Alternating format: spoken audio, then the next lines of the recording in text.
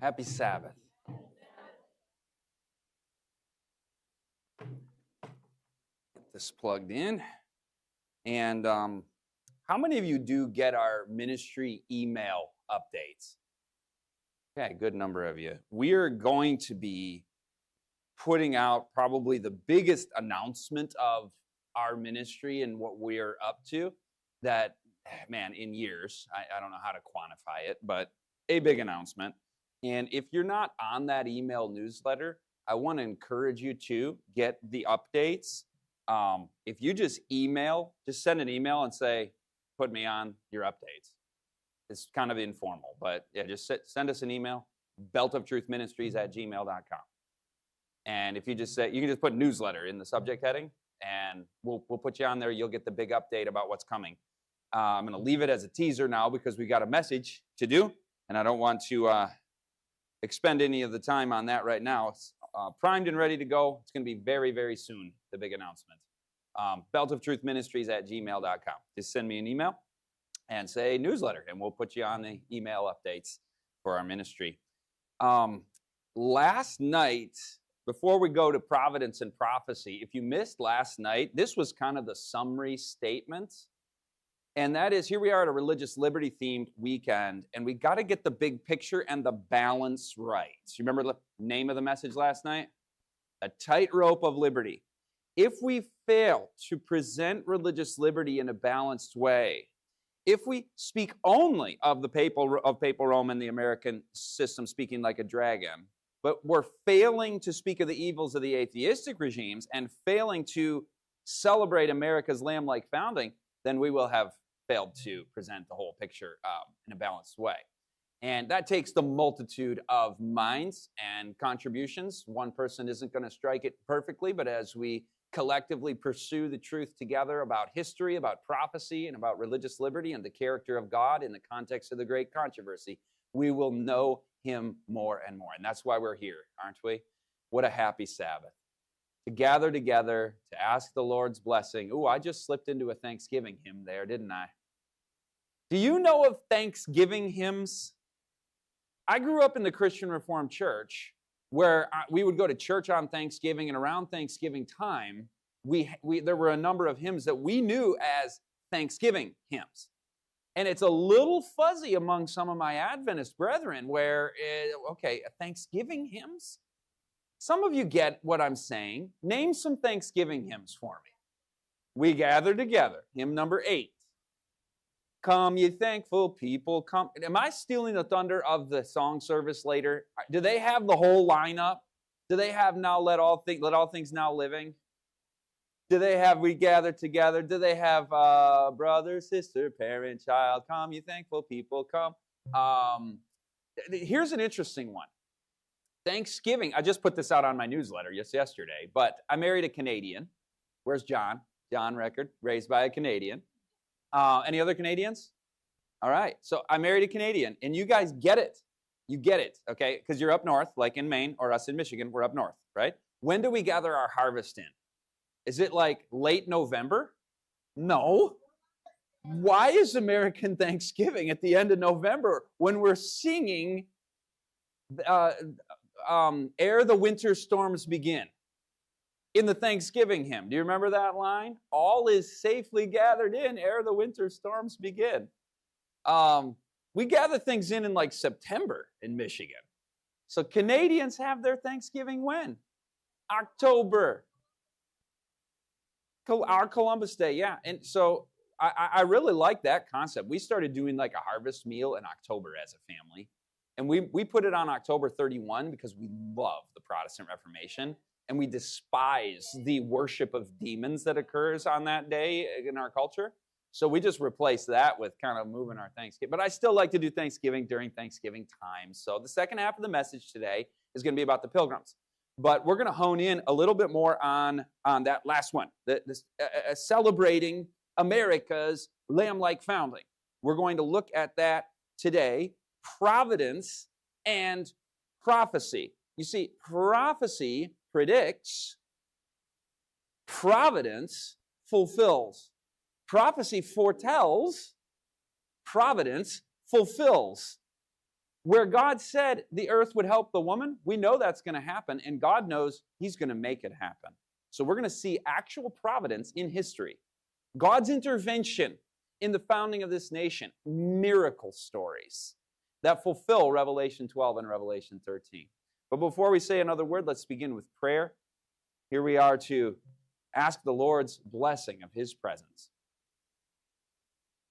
Father in heaven, thank you so much for your word, and that when we study prophecy, we see your hand in history fulfilling it.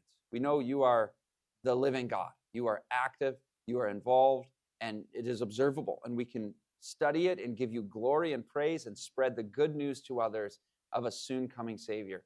We thank you for all the prophecies fulfilled that show us that the remaining ones are yet to be fulfilled, and we can have that blessed hope of Jesus soon coming. So as we look at this again, we want to look at your character and face, Lord. We want to see Jesus through this study. And so please be with us in our midst and fill our minds with truth and love. In Jesus' name, amen. Okay, you remember 1976? How many of you remember 1976? Okay, I don't. I was born in 1980, so I don't remember. But I got the coins. They minted the special coins, the bicentennial coins. And I heard they had after-school specials on television and parades and celebratory atmosphere in 1976. Why? Because it was the bicentennial of 1776, the Declaration of Independence. Well, another big anniversary happened just a few years ago. It was the 400th anniversary of the Mayflower Voyage and the Pilgrims coming to this land in 1620. Now, the irony of this was that it was the first independent Protestant worship services held in this land. Jamestown had happened. That was Anglican. That was more tied to the Crown and the Church of England. But the second group of British colonists to arrive in America were the Pilgrims in 1620, and they were separatists. They were not of the Church of England. So they were independent. The first ever independent Protestant worship services happened in 1620. Now, the anniversary of that 300 years later was not really celebrated intentionally, but it happened to fall on 1920 that Prohibition occurred. Alcohol, the scourge of alcohol, was significantly diminished in America through Prohibition, the constitutional amendment.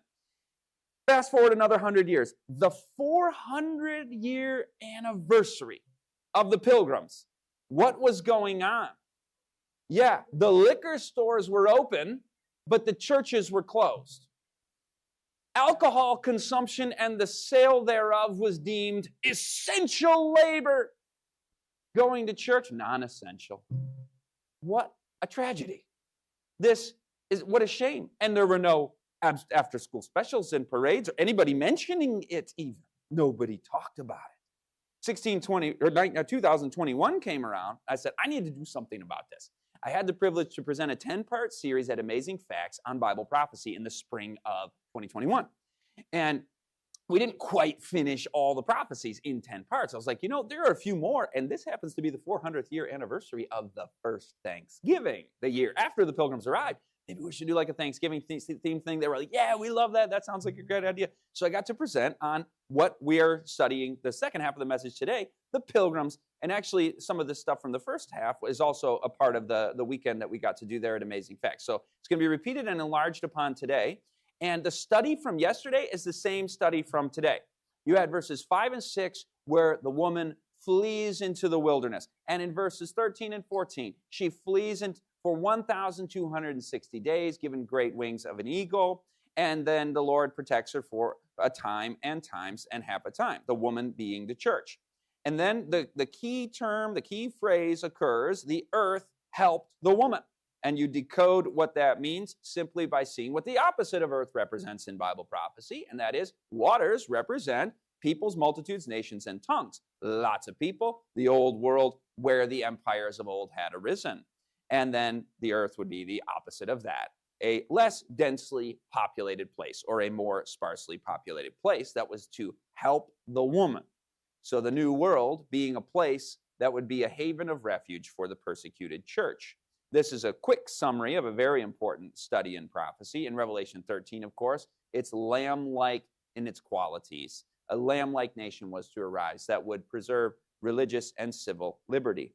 Now, we're going to study two different phases today. We're going to look at the founding generation again, and this time we're going to look at the stories of mostly the War for Independence, but also a little bit at the War of 1812 and prior to the War of Independence. And then we're going to pivot to the Pilgrims of 1620. So we're going to do Founders first, Pilgrims second. They're all covered in the Great Controversy, chapter 16.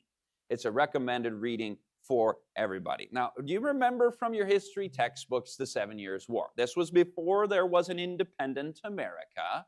There were British colonies on the eastern seaboard, and the British and the French were waging basically a world war over their colonial empires. It was a 7 Years' War. There was a British colonel, you might know his name, George Washington, 22 years old, British colonel fighting against the French. Americans may have called this the French and Indian War in their textbooks. Same war, just the North American theater of it.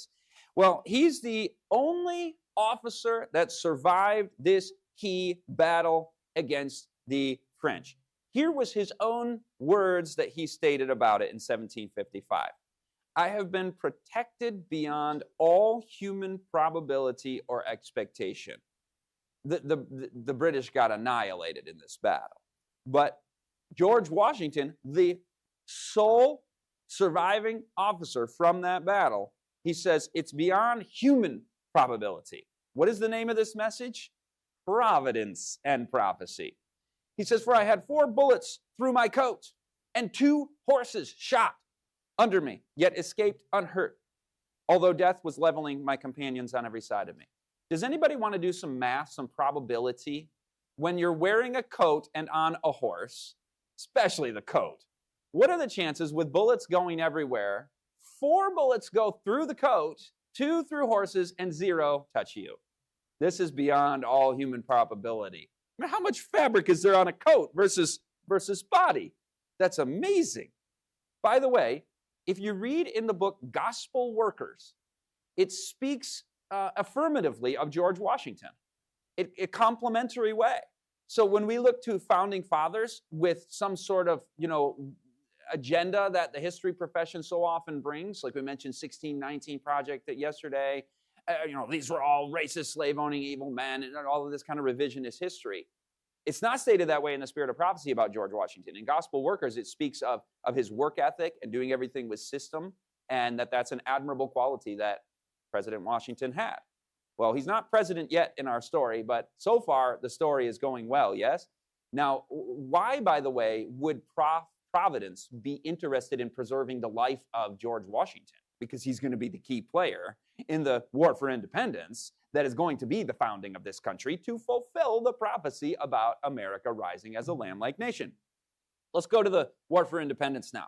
This is the first naval engagement, the Battle of Bunker Hill, 1775. The British Navy at this time was the most powerful navy in the world against a ragtag bunch of colonial fighters in the Continental Army. This is no contest by any human calculation, at least. The most powerful military power on the globe. By the way, the British did preserve the colonies in the French and Indian War and in the 7 Years' War. And even though it seemed the French were to win, there were other interventions as well. I'm skipping other miracle stories, by the way, the French and Indian War. And you might say, okay, so God was weighing in on the side of the British. Does that make the British like the holy empire of God?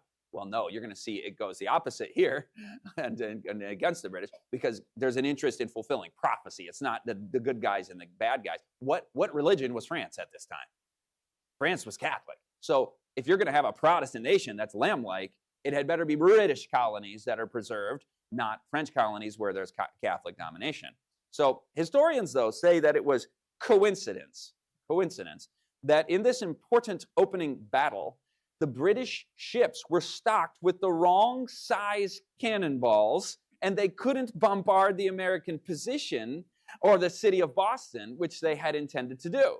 And so 2,300 British soldiers had to disembark and charge the hill, and they suffered twice as many casualties as the Americans. So this gave some confidence to the cause of independence. Another time in the war, by the way, the British held siege against the colonists in Boston. If you know anything about the history of warfare, siege is a brutal form of total war against civilian populations, starving out the inhabitants.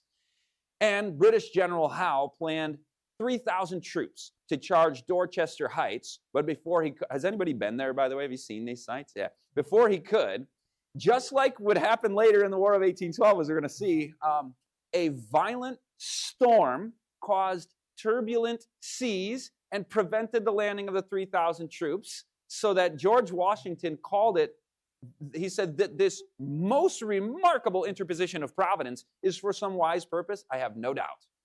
He knows it's providence. By the way, was George Washington then a deist? Oh, there are so many. This is such an interesting conversation. What was the religion of the founding fathers? Could have a whole separate message on that. We won't do it, but I did a deep dive into this even before I was Adventist. 20 years ago, I was teaching an evangelical Christian school that were more dominion theology minded, and the founding fathers were, evangelical Christians, and they meant to, create a Christian nation that to be, although the laws of the land should all be enforced Christianity kind of mindset. And as I looked into it, you got the debate. Like, they were deists, they were, totally not Bible-believing Christians, or they were totally Christians, believing in everything we believe. And I found both to be false, which is not a surprise, because when there are warring agendas, the secularist agenda, the dominion right agenda, you're going to find a misconstruing of history on both sides. And I did find that. When you look at the 5 key founders, you look at Washington, Madison, Jefferson, Adams, and Washington, Jefferson, Adams, and Franklin. Each of them would have believed in providence, but also were not entirely orthodox in their Christian beliefs and practices as we believe. People are aware of Jefferson, but even the others, Jefferson and Adams, wrote letters to one another about doubts they had about Christian doctrine. And Adams himself, being a Congregationalist from Massachusetts, that was not something he was doing quite as publicly as Jefferson. But anyway, they believed in providence. They were not deists. They understood God was involved in weighing in because providence will fulfill prophecy. Yes, New York was the next target of the British. British planned the largest land invasion force in history up till that point. They said, we're going to land 32,000 troops on 400 ships. There are masts like tree trunks in New York Harbor. And Washington said, we are not prepared for it. We are not in men or in arms prepared for it, but providence will still go on to afford us aid. The date is July 9, 1776. The Declaration of Independence, of course, has just been signed how many days before? 5 days before, on July 4. A copy of the Declaration of Independence is brought to Washington and to his troops. He has it read to his troops in the following words, especially emphasizing his own statement. What's in there? We saw it yesterday. With a firm reliance on the protection of divine providence, we mutually pledge to each other our lives, our fortunes, and our sacred honor.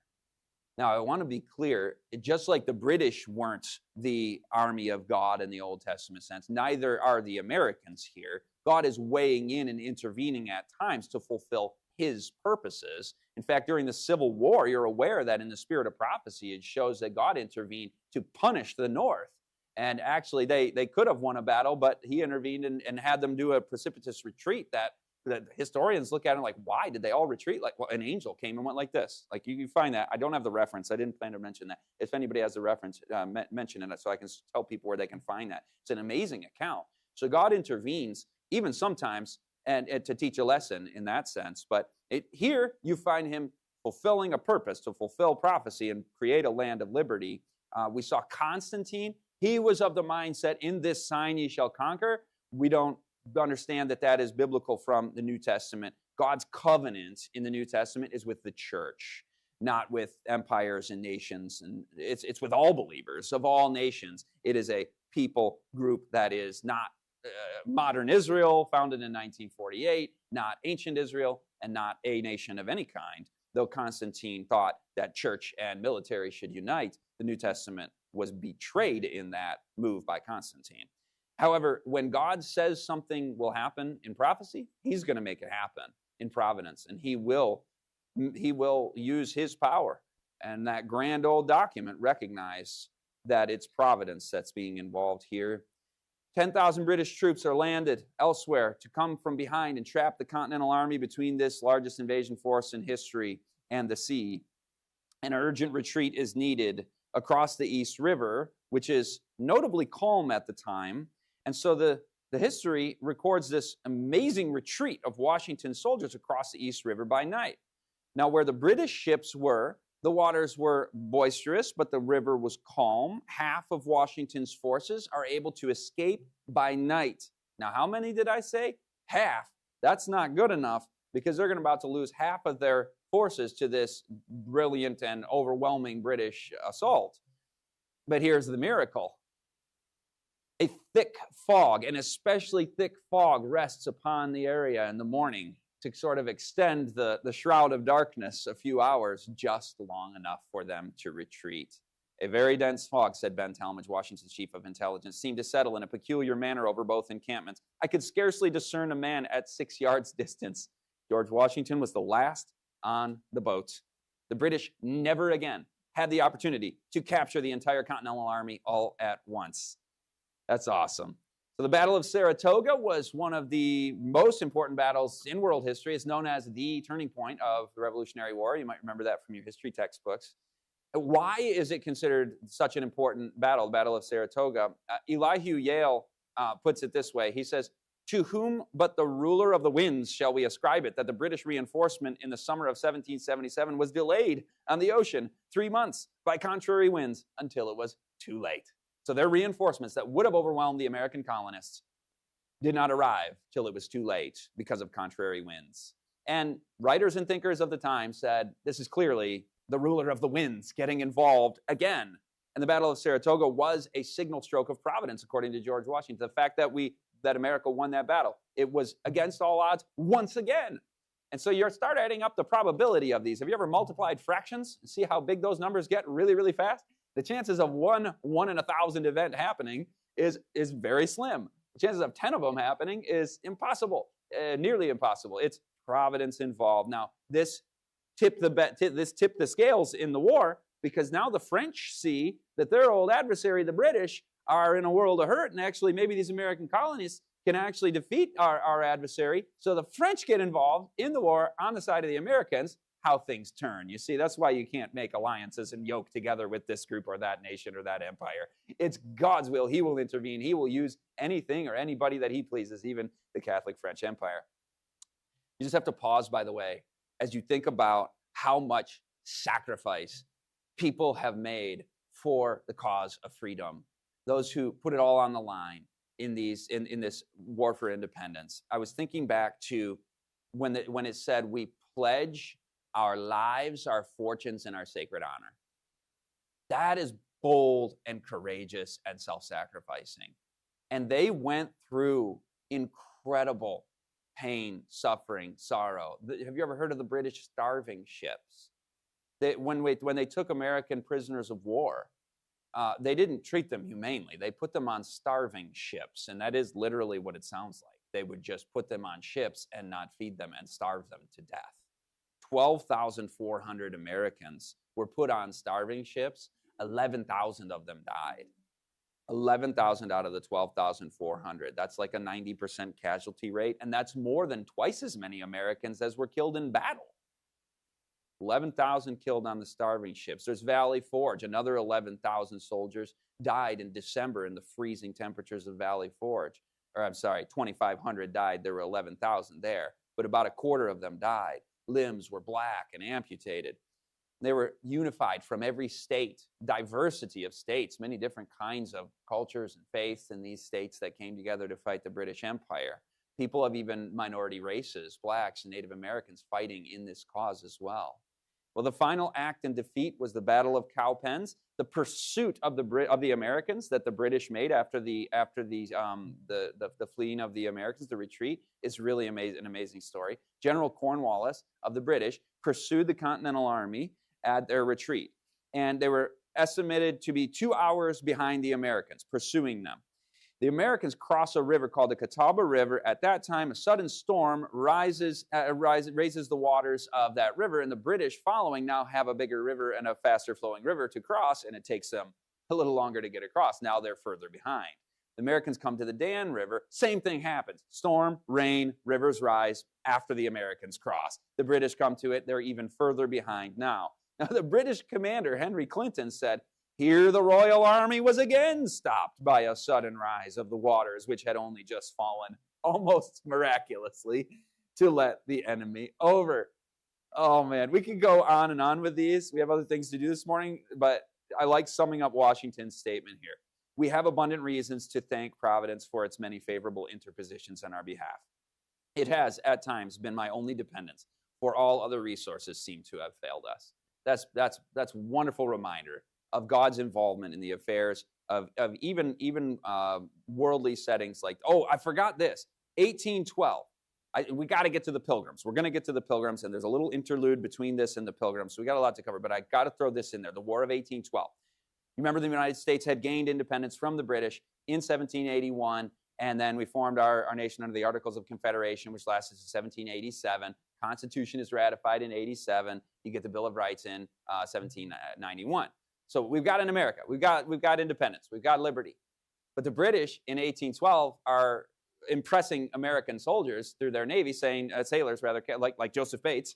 You've heard the stories.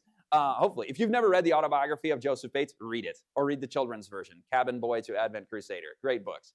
And they're just enslaving Americans. And we go to war with the British in 1812. They come back. They're like, okay, we're going to teach you a lesson. And here's how it goes. They set the White House on fire. A number of buildings in D.C. are on fire. But a great storm arose, and a fierce tornado fell upon the British upon their march in D.C., killing many of their soldiers. The British fled the city. Torrential rains for hours extinguished the fires, and the British had to make it out through mud and downed trees with 2 ships run aground and others having damaged rigging. So the Lord shall fight for you, and you shall hold your peace. The British Navy was also outside Baltimore. This is the famous one. The flag was still there, Francis Scott Key. They're going to bombard the city of Baltimore, but the storm that had ravaged D.C. with rain took a turn down to Baltimore, and the cannonballs land in mud and don't do the damage they're supposed to do. And that's where the famous hymn was written, famous American national anthem, Francis Scott Key. So I wanted to do a little interlude here because we're telling some amazing war stories. And I want to give a nod to and speak to also the even higher principle of non-combatant service that is a part of our tradition, which I just value so much. I'm reading 1,000 Shall Fall to my kids again because it's just it just deserves to be read over and over. The stories of Desmond Doss, of course, those have even been recognized by the broader culture and people who watch movies. But it's very important to honor the service of those who served in combatant roles. It's very important to honor the service of those who served their country. And every individual, it's important that we follow our conscience when it comes to this question of bearing arms. Should we partake? Should we participate or not? There will be many people in heaven on both sides of that question, I believe. Old Testament saints to begin with, right? And so, wonderful tradition. I'm going to actually share a little bit vindicating this viewpoint, but I want to preface it with making sure we have a balanced way that we talk about these things. And the Old Testament saints, the Waldenses who push rocks over on their enemies, they're going to be in heaven, yes? And they had different convictions than some of us do. And so it's important to be led by God in our study of this and in our practice of this important question. I want to start also with mentioning that though I'm going to present just for a couple of minutes on this viewpoint, I also am a Second Amendment enthusiast. Now, you might find that to be strange that these are bedfellows here, but I will tell you I am a Second Amendment enthusiast, not in the sense of using weapons to go kill a bunch of people, but there are many reasons to admire and appreciate and defend the Second Amendment. That could be a longer lesson of constitutional history and the nature of governments and citizenry. But the easiest way to amplify the importance of the Second Amendment in a quick comment is just simply this. It's in the Constitution, and the Constitution is the supreme law of the land. And so if we maybe put out like church statements out there that are condemning certain classes of firearms, we're actually going contrary to the Bible, because Romans 13 says to obey and submit yourself to the governing authorities. What is the highest governing authority in America? The Constitution. The Constitution is what governs the governors. The Constitution is the supreme law of the land. In America, we have a rule of law system, not a rule of man system. And so with the supreme law of the land saying that this shall not be infringed, the right of the people to keep and bear arms shall not be infringed, that is a legal contract, the supreme law of the land. That is the government that we must submit to in this country and not put out statements saying we think this kind of class of firearms ought to be banned. You can have that private opinion, but if you're publicly really being seditious and against Romans 13, against the law of the land, that would be a little bit of a problem. That has been done, if you're wondering. What is he talking about if we put out statements? There's all kinds of statements. Maybe that's for a separate study, but I want to show Romans 12 and 13 side by side. Have you ever looked at these two chapters side by side and noticed that they're kind of in contrast? Romans 12 is about the church. It talks about brotherly love, preferring one another. It talks about blessing even those who persecute us. It talks about not avenging ourselves, but remembering God says, vengeance is his and he will repay. It says if your enemy is hungry, feed him. If he is thirsty, give him drink, and that we should overcome evil with good. Now, Romans 13 is a little different. The principles here are principles of loving the enemy, giving food and drink to the enemy, blessing those who persecute, not taking vengeance upon ourselves, but leaving that to God. Romans 13, however, talks about an entity, not the church, but an entity that is properly bearing the sword as a terror to those who do evil. He beareth the sword, and he is a revenger to execute wrath. Do you see the difference between the methods that the church has been given versus the methods that the state has been given? This is why many take a non-combatant position when it comes to this sticky question, because that's our marching orders on the left as the church, and the New Testament church is never called to become the state and to adopt its methods. In fact, Paul says in Romans 12, not to be conformed to the world. That's not to take away the prerogative of the state to exercise its proper role of ministering vengeance on the wrongdoer. It's just that we aren't called to do that in Romans 12. That's to be left to the state. Jesus put it this way. When Paul said, don't be conformed to this world, but instead, if your enemy is hungry, feed him, and if he's thirsty, give him something to drink, and bless those who persecute you. Jesus said, not of this world. If my kingdom were of this world, then would my servants fight. So Romans 12, be not conformed to this world.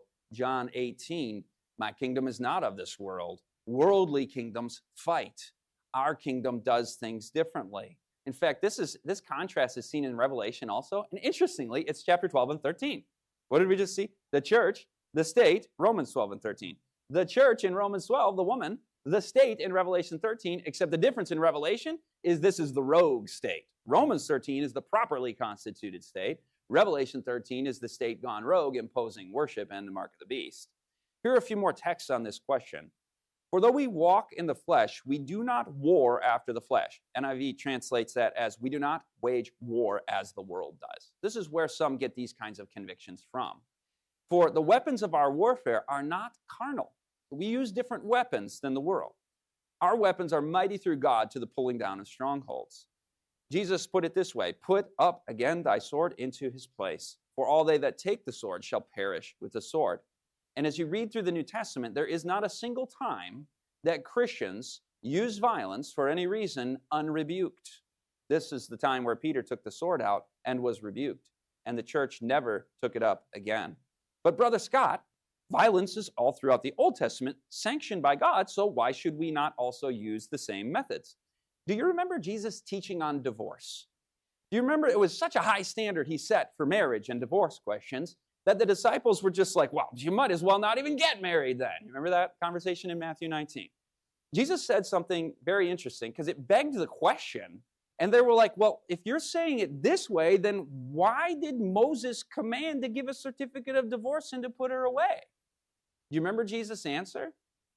He says, Moses, because of the hardness of your hearts, permitted you to divorce your wives. But from the beginning, it was not so. He's like, there's actually a higher standard that I'm here to tell you about. Let's take it all the way back to the beginning.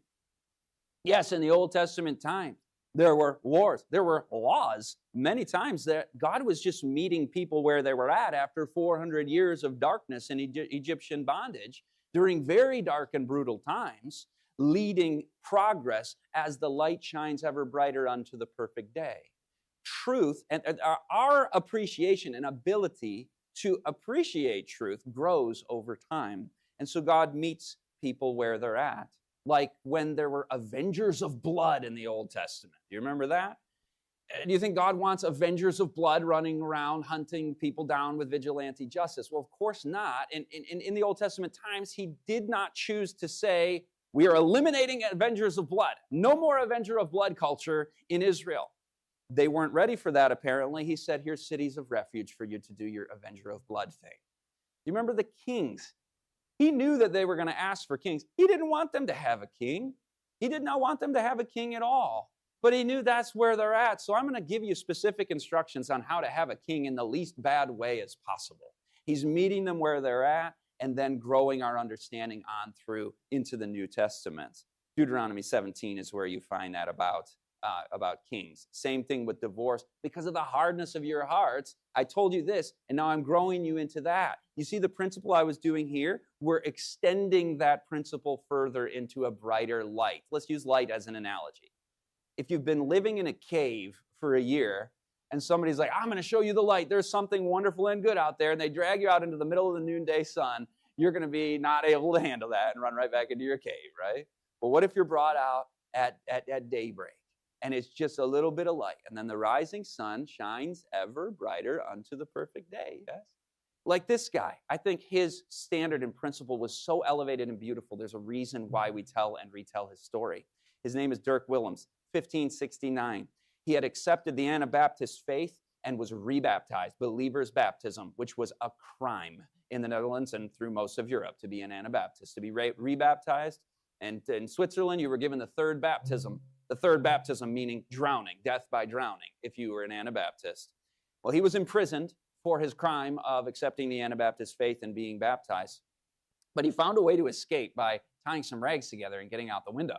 So he's running away. Well, there's a moat, a pond outside of the tower that he had escaped from. But it's winter and it's iced over.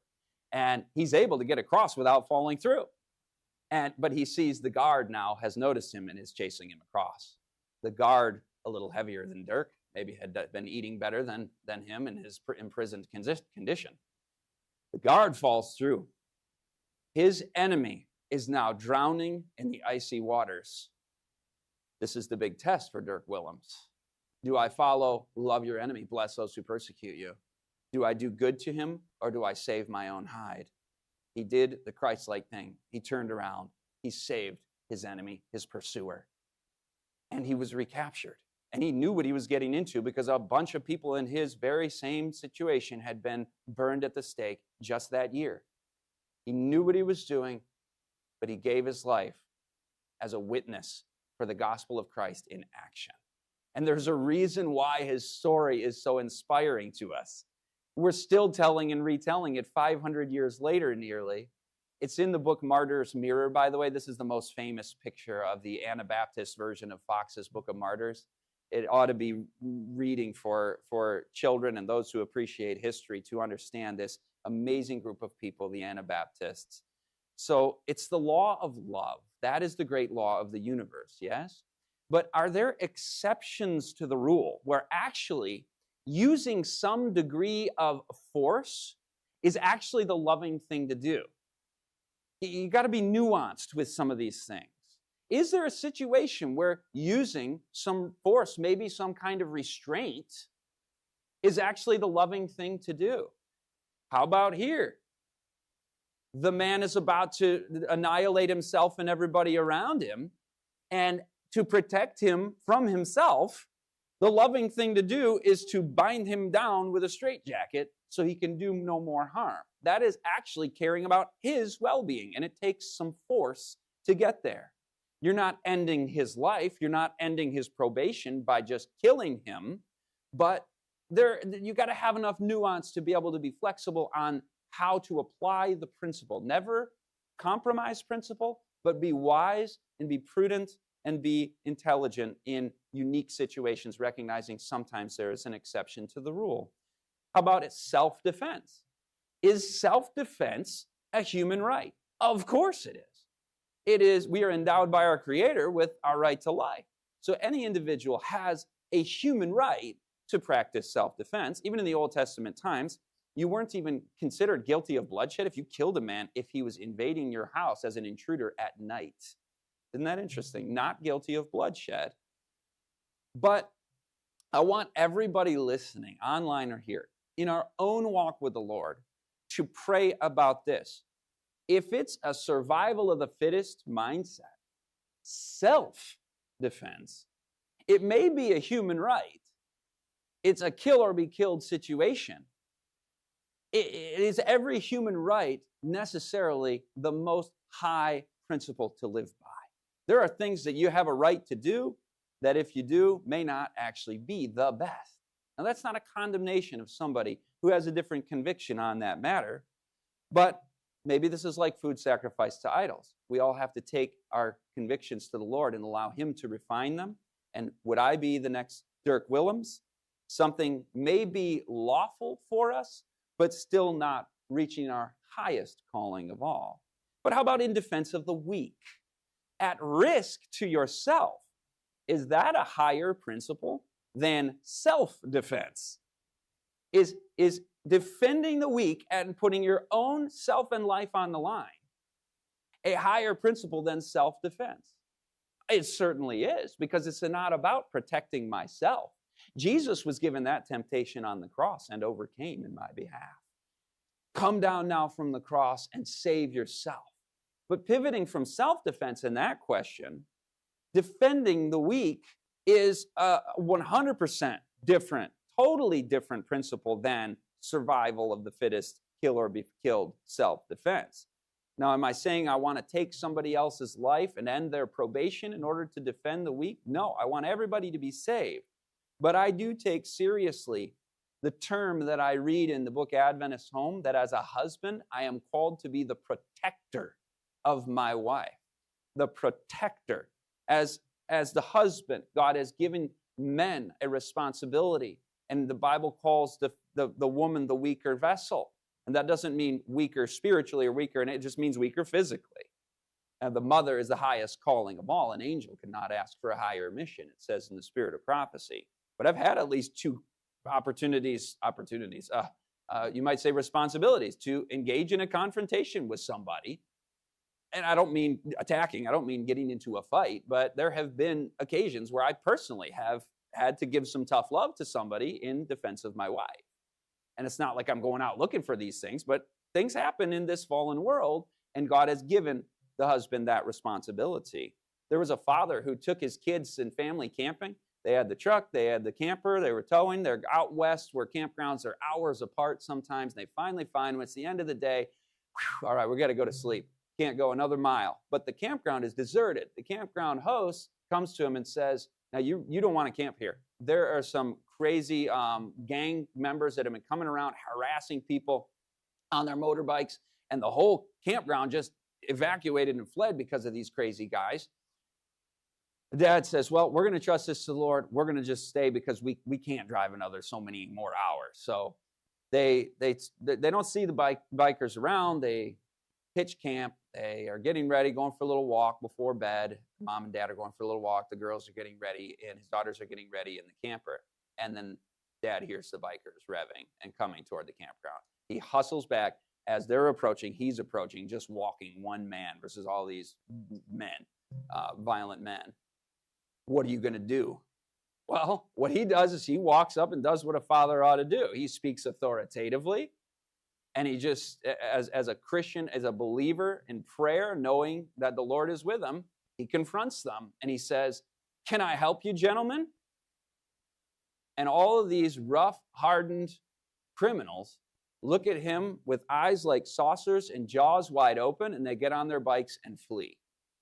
You see, God's given us our role, we do our part, and the angel of the Lord encampeth round about them that fear him.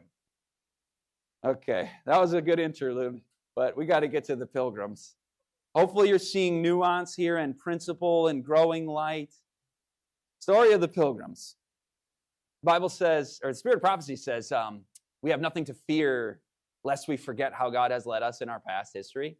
And that's applying to church history and to Adventist history. But I want to go further back to the 1620s. The beginnings of America were actually not forged in 1776. They started way back here with these fearless pilgrims. These were British citizens who were poor outcasts, who were enemies of the state in Great Britain. They were considered of a dissident faith, being separatists. They were not authorized. Hebrews 11 refers to those who are not worthy, of whom this world was not worthy. The world's not worthy of them. And these persecuted ones ended up having more influence on the formation of America than all of the empires that fought to carve up the Americas combined, because of the principles they brought to this country. 51 pilgrims, just 51 of them, established many of the principles of what would become the foundation of the American Republic. And from 51 pilgrims descend 34 million people. Anybody a descendant of the Mayflower? I knew there would be. I was going to say there's going to be 2 or 3. I think I saw 4 hands because I'm in New England. There's more than normal. That's so neat. I'm not descended from the Pilgrims with blood lineage, as most of you aren't, but I think we can all say we are descended spiritually from them, of every race and nation.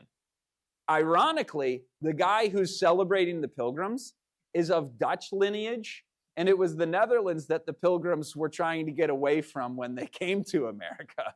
So that's why it's ironic, because they didn't like my people very much. That's okay. I don't hold it against them.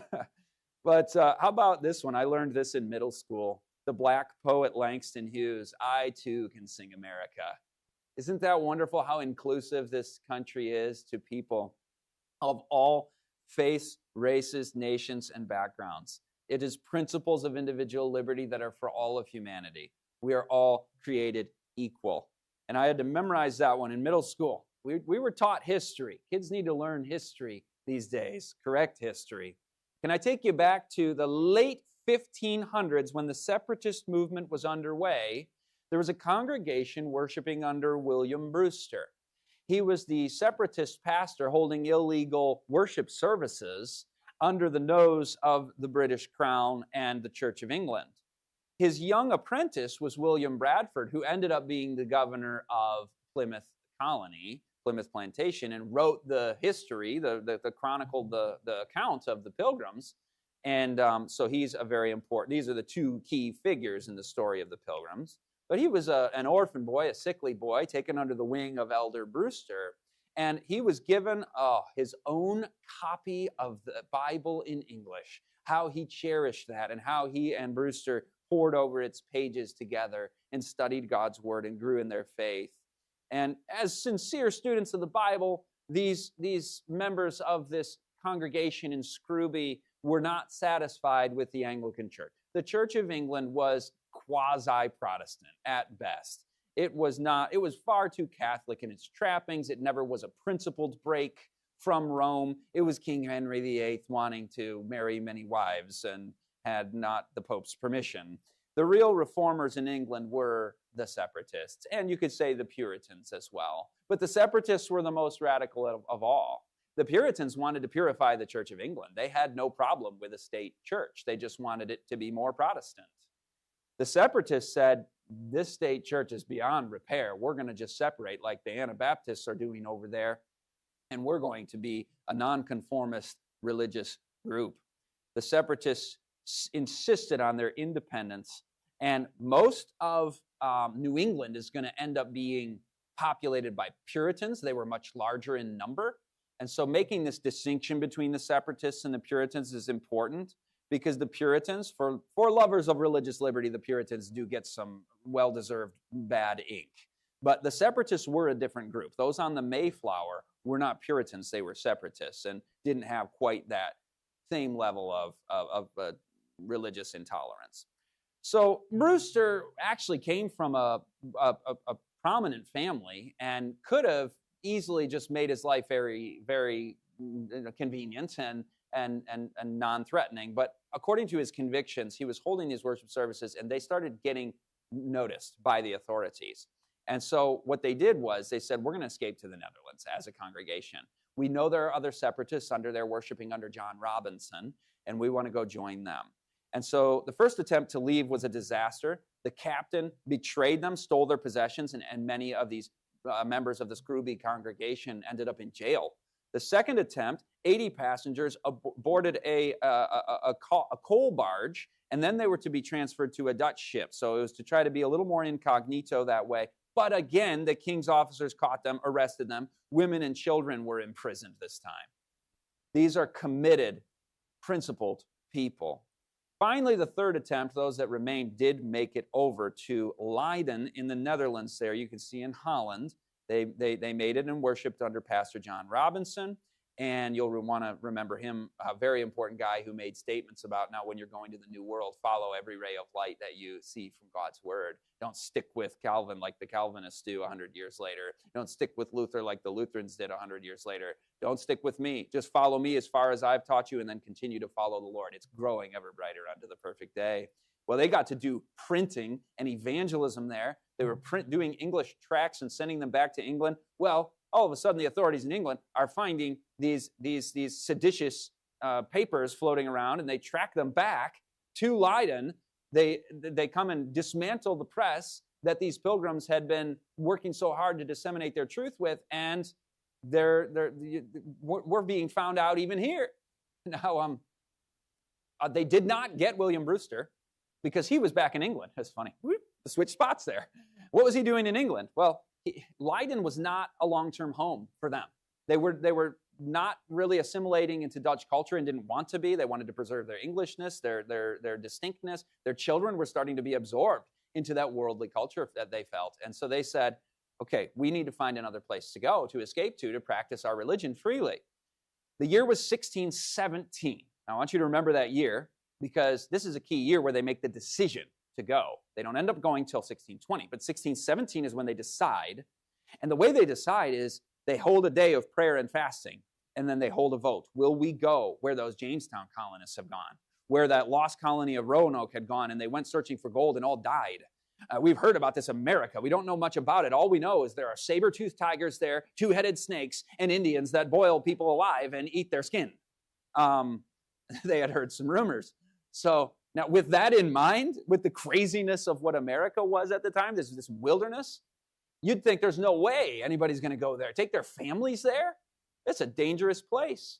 But William Bradford, now a young man, stands up and says, all great and honorable actions are accompanied with great difficulties, and must be both enterprised and overcome with answerable courages.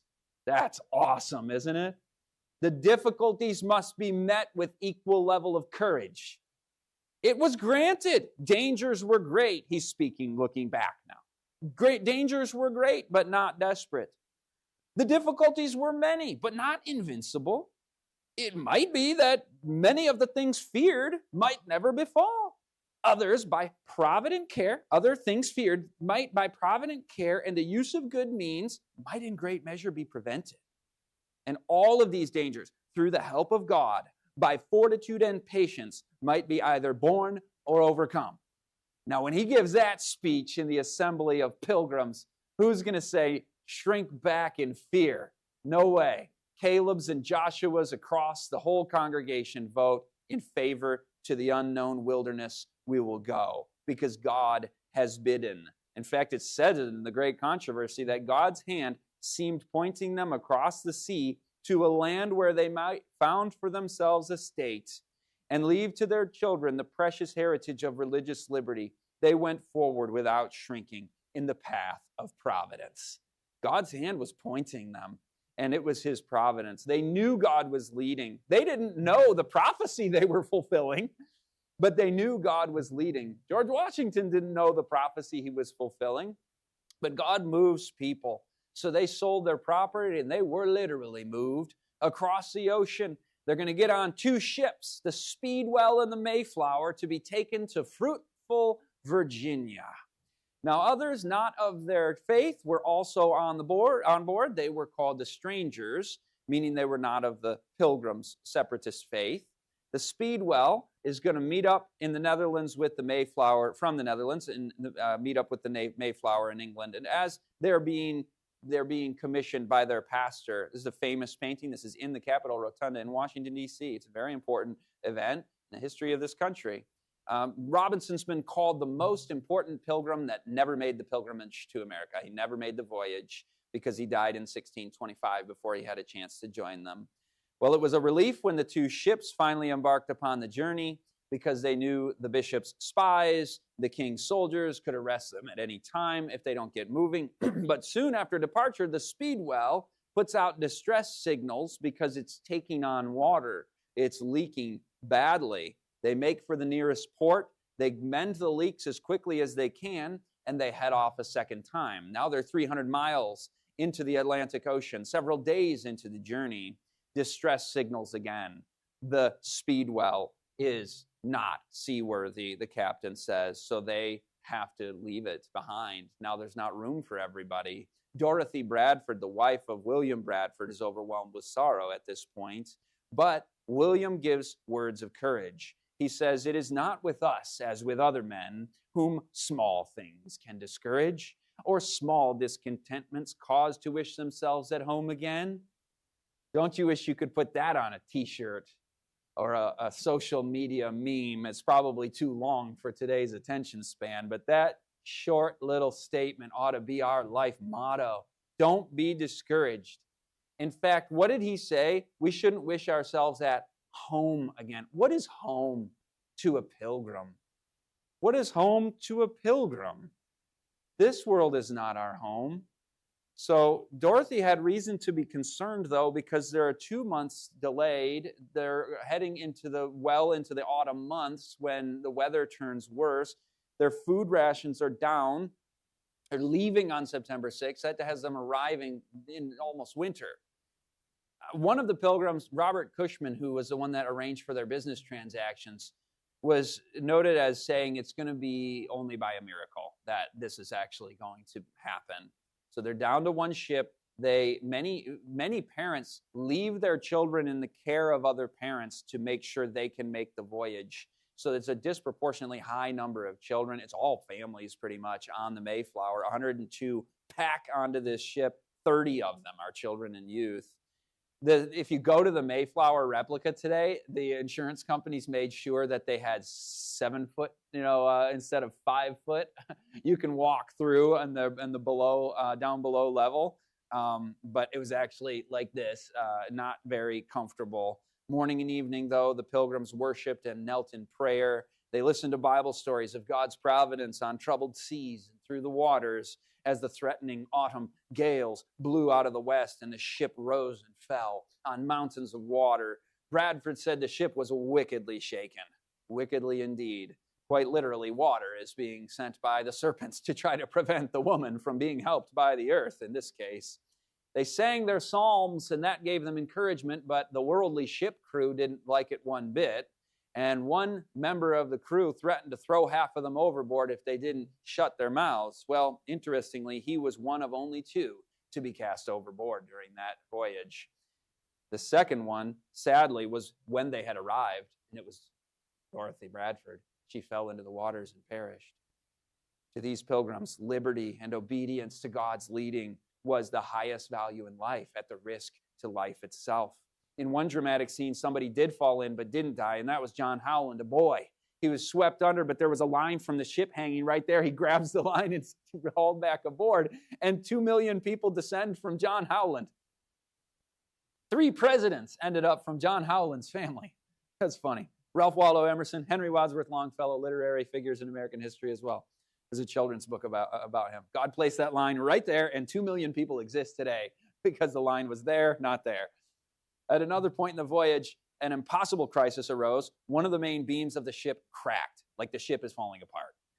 Miraculously, they have just the tool needed that was probably for a joist hoisting for building once they to arrive, and they've got a giant screw, and they repaired it, just barely kept the ship going. So Bradford says, then they committed themselves to the will of God and resolved to proceed. They're not going to turn around over this, such a thing. Again, another good life motto right there, yes? Resolve yourself to proceed and follow the will of God wherever he takes you. In the midst of these crises, Bradford spoke about how there were differences of people on this ship, pilgrims and strangers. And he says, although we had our differences, we are all God's children. That's not the bigotry that you hear about from some of these, papal-ish types of Protestants. This is a beautiful statement of William Bradford. We are all God's children, and as such, we be but specks in this vastness of the ocean, but precious unto our Lord. And now together we are voyagers, pilgrims, and look to thine infinite mercy and providence. Our society today needs that reminder that we may have our differences, but we are all here in this vastness of this ocean as specks, and we can all look to God's providence and recognize we are all created by him. In our stormy seas of our cultural division that we have now, let's recapture that.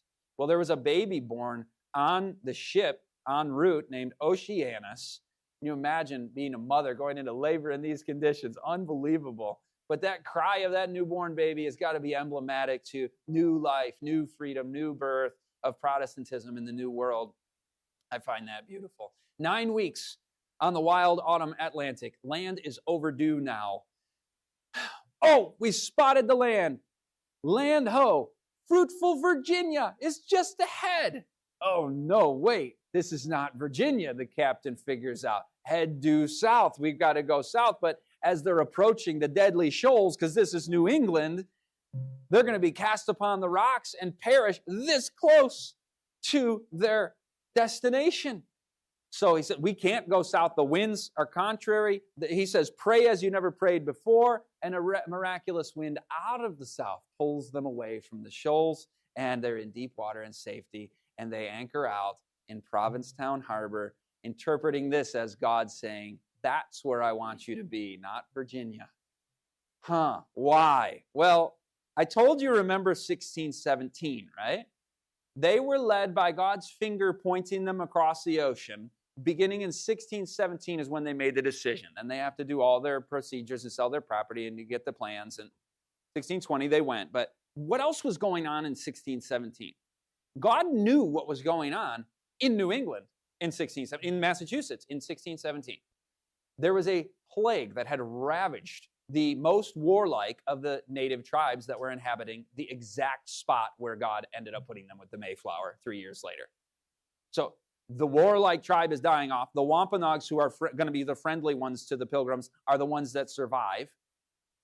At the same time as this is happening, God's telling them, yes, go to America. I've got a place for you. This has just happened, and you're gonna find a nice place there because the land's already been cleared. The Wampanoags don't want to be anywhere near with the superstition of the land that had the plague. And now you can have a settlement and find some friends who are going to teach you some things. We'll talk about those friends. This is beautiful because actually before we get to them, they come aboard, or they come ashore. They get some wood, some juniper to cook. They're down to small rations of food. They've got cornbread, 1/4 pound per person per day is all.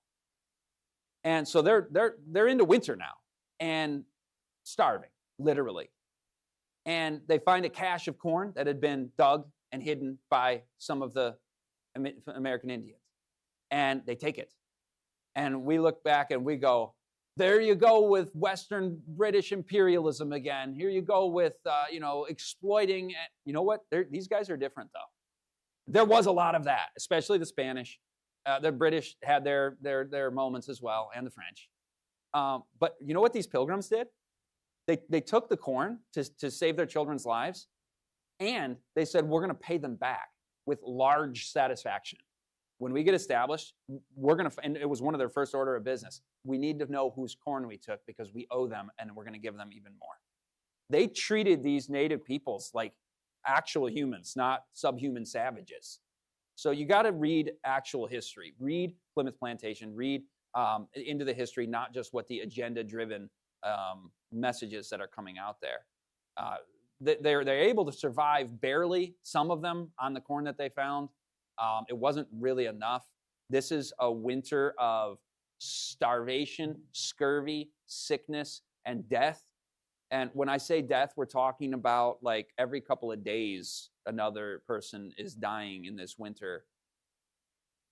All told, half of the 102 that were on that Mayflower died that winter. Half. And when you calculate the number of mothers that died, there were 18 mothers aboard. 14 mothers died. Why? Why did mothers die at such a higher rate? They were sacrificing for their children, giving them their food.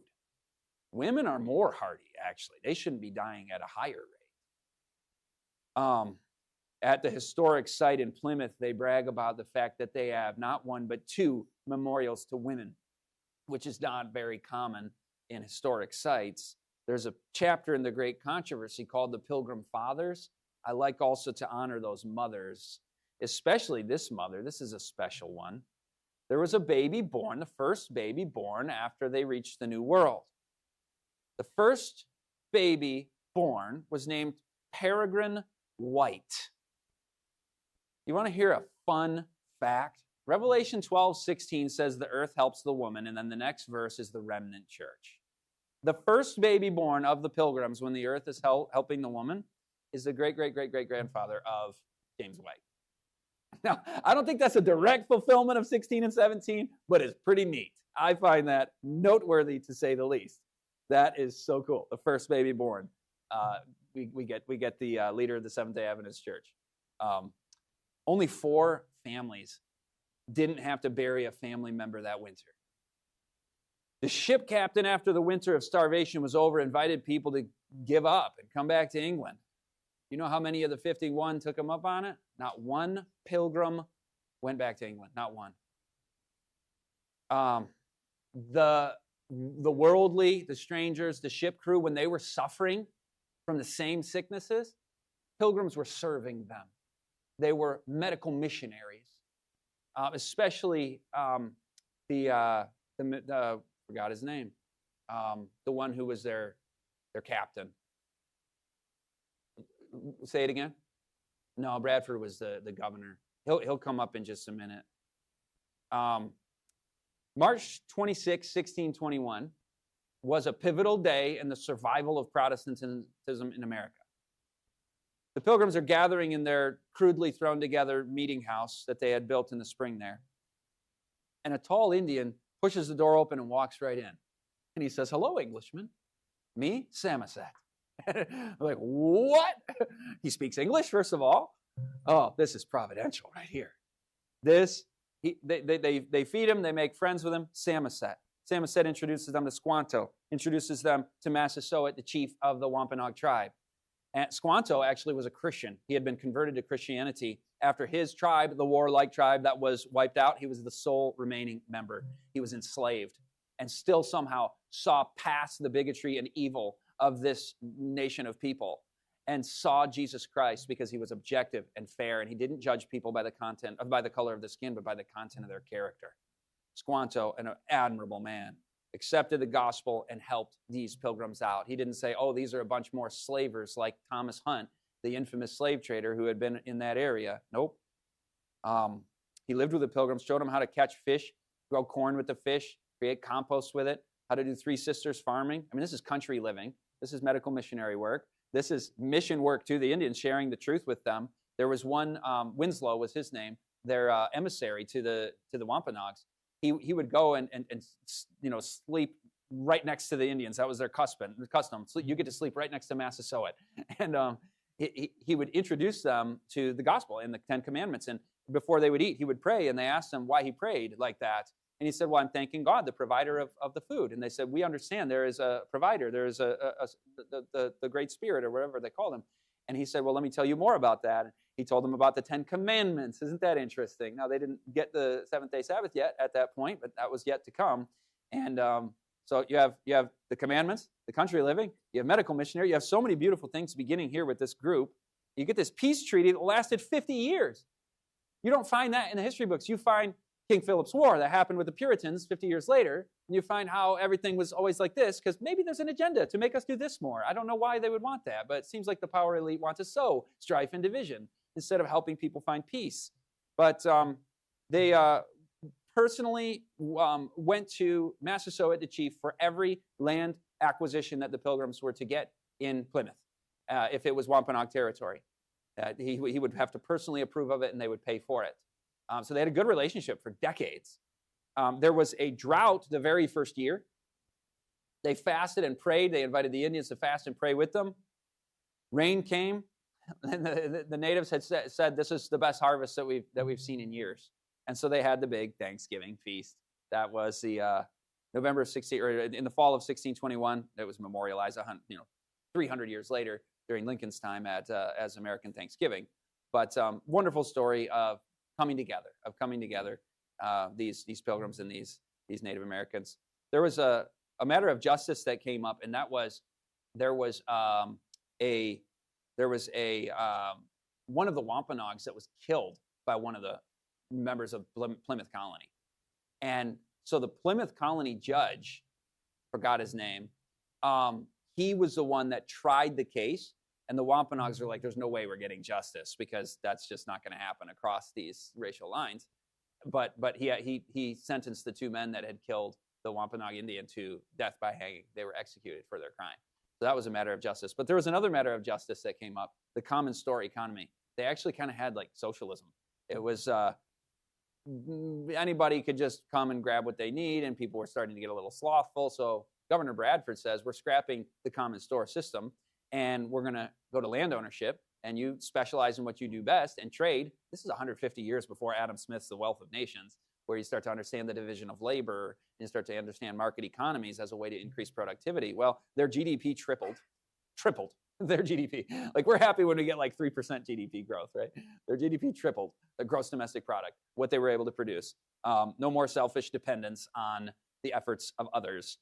Spirit of Prophecy talks about noble self-reliance. It's a great phrase. The Bible says, if anyone does not work, he shall not eat. And that, of course, does not apply to the infirm, to the elderly, to children. And so, children should carry their weight, but we care for the needy. That's a Christian principle that this colony believed in as well.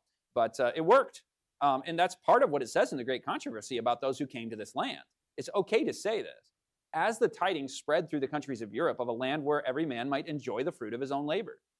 That's not evil greed. That's just how human societies function best. And thousands flocked to the shores of the New World. Colonies rapidly multiply. Now, you could get greedy. The devil could use that as an opportunity during times of prosperity to make you a greedy person. Let him not do that. But recognize the value of a society that protects property rights, and the value of that. Now, a much more important reason is in gray. Shall we reveal it? As the tidings spread through the countries of Europe of a land where every man might obey the convictions of his own conscience, thousands flocked to the shores of the New World. Colonies rapidly multiplied. And this was the first of the independent Protestant colonies. The Mayflower cargo it was a cargo ship, and it brought such precious cargo with all these children. But even more important than that, it brought the cargo of principles of liberty, principles that would form the place where prophecy would be fulfilled as the earth helped the woman. So are we willing today to follow where God directs us? To remember that all challenges that come our way need to be answered by equivalent courages. And that when we see people around us who believe differently, behave differently, we recognize them also as children of God, not in the adopted and saved sense, but as God's offspring, worthy of our respect and love and service. These are important lessons from the Pilgrims. We can't possibly sum them all up. We see God's providence through it all. We see God's principles through it all. And may we worship him and know him all the more because we see providence fulfilling prophecy. Let's pray. Father in heaven, we thank you so much for what you've revealed to us in the history, which is his story. It's your story. And it's your story revealing yourself to us. So we love you more, having been through this brief experience of reviewing this history. We see that you involve yourself in the affairs of nations, and we know then you also want to involve yourself in our personal life. So we ask that the trust and the confidence we gain when we see miracle stories, that would connect us to you with deeper personal faith, that we may follow your directives to us in these last days. In Jesus' name, amen.